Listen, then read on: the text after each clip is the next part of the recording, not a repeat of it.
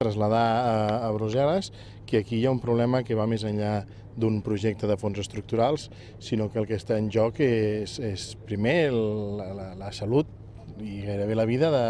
de la gent que viu al voltant de la planta. Jo crec que això és el principal i és la raó per la qual he volgut venir a conèixer-ho i a conèixer-ho de la mà de l'alcalde, que aquí hi ha uns diners posats per la Unió Europea que es compten per milions i, per tant, si les coses no s'estan fent bé o hi ha la intuïció de que les coses no s'estan fent bé, el que és el meu interès és que la Comissió Europea no tracti aquest cas com un més, sinó que tingui una actitud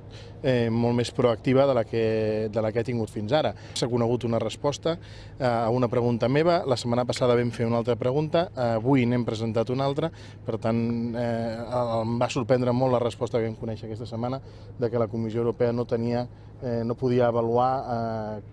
quin era el resultat del 70% del que ja ha estat executat perquè no tenia la informació, perquè la informació està en mans del govern espanyol. Això diguem-ne que ho havíem donat per fet, que la informació la tenia també la Comissió Europea, doncs hem presentat una pregunta molt més concreta en el sentit de que la Comissió ens digui de quina manera rebrà la informació, quan té previst rebre la informació,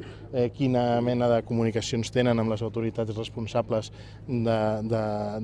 del projecte, i tant el govern espanyol com del govern de la Generalitat, doncs una mica per forçar-los i per cridar-los l'atenció que aquí hi ha elements que potser no s'estan fent, no s'estan duent a terme de la manera adequada.